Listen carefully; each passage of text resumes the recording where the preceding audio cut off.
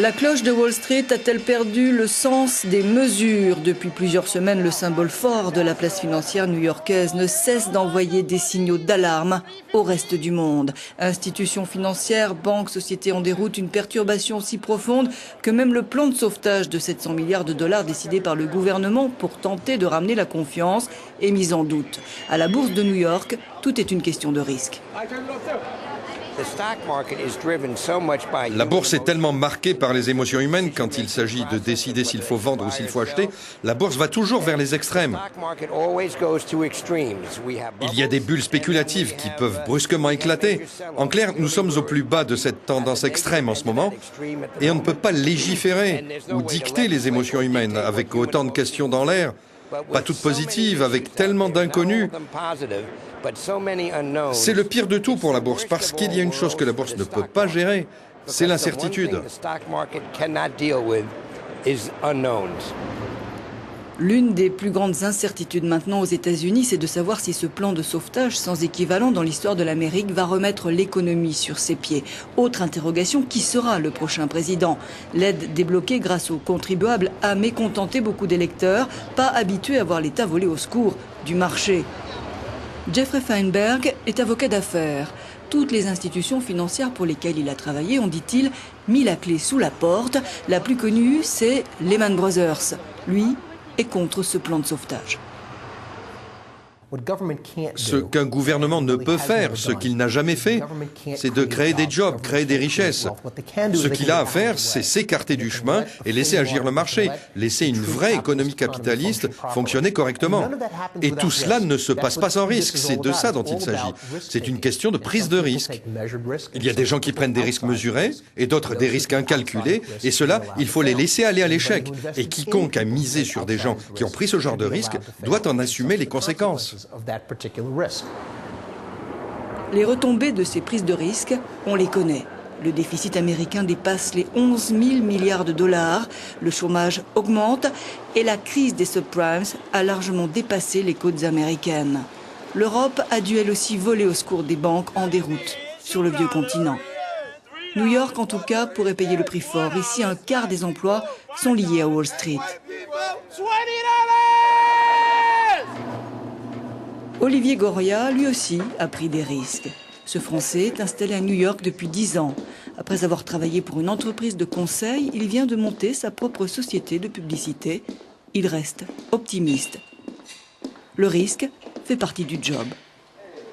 Les jeunes Français qui sont venus ici s'installer en prenant des risques, qui ont un petit peu quitté l'Europe. Ils sont intégrés au système américain dans le sens où le travail et le risque sont récompensés. Ceux-là, oui, il y a une inquiétude parce qu'ils n'ont pas de safety net, ils n'ont pas il n'y a pas d'assédique derrière s'ils perdent leur emploi. Et ici, perdre son emploi, ça peut se passer très très vite. Manhattan, son skyline et son immobilier, l'un des plus chers du monde, à proportion des énormes salaires gagnés à Wall Street. New York, avec la chute du dollar, ça a été un peu la poule aux œufs d'or pour beaucoup d'expatriés payés en euros. La crise financière a changé la donne. Ça ne fait pas de doute, on est tous inquiets. On se fait du souci, nous les Européens des States, et en particulier de New York, car on est payé en euros.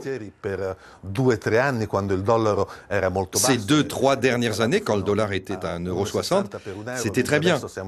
Maintenant, il est à 1,35 € environ, et globalement, on gagne moins, et c'est toujours inquiétant. Mais ça fait partie du jeu. È sempre un pochino preoccupante, però fa parte del gioco che dobbiamo fare. Ce restaurant marocain au plein cœur de Manhattan, Omar Balouma l'a ouvert à son arrivée aux États-Unis il y a 10 ans. De nombreux clients du Barbès travaillent directement ou indirectement pour Wall Street. C'est clair, le restaurant a moins de clients ces derniers temps. Mais Omar ne quitterait New York pour rien au monde.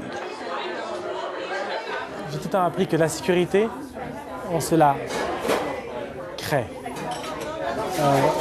En venant ici, j'ai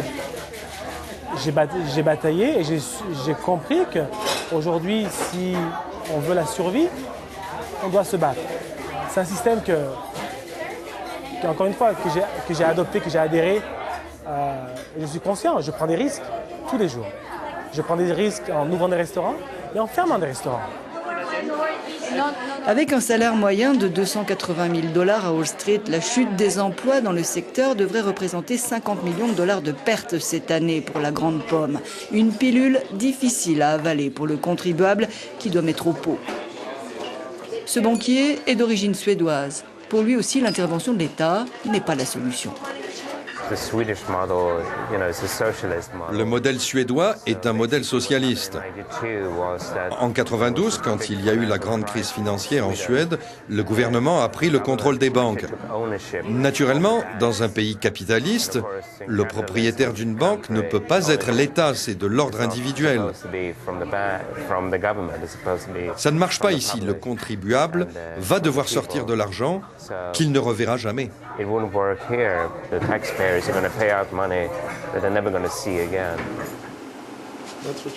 Banquier d'affaires, diplomate, homme public influent, Félix Reutin a acquis une notoriété nationale dans les années 70 pour avoir jugulé la crise financière de la ville de New York.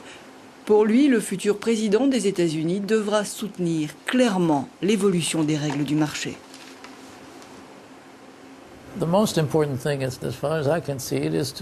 Le plus important, pour autant que je vois les choses, c'est de retrouver un certain niveau de confiance. C'est que les gens ne se mettent pas à paniquer, à se demander ce qui va se passer pour leurs biens, leur job, ce qui va advenir à leurs enfants. Et ça doit venir jusqu'à un certain point du prochain président. Naturellement, le futur président ne pourra pas dicter à l'économie ce qu'elle doit faire, mais il aura certainement une grosse influence sur la politique à mettre en place.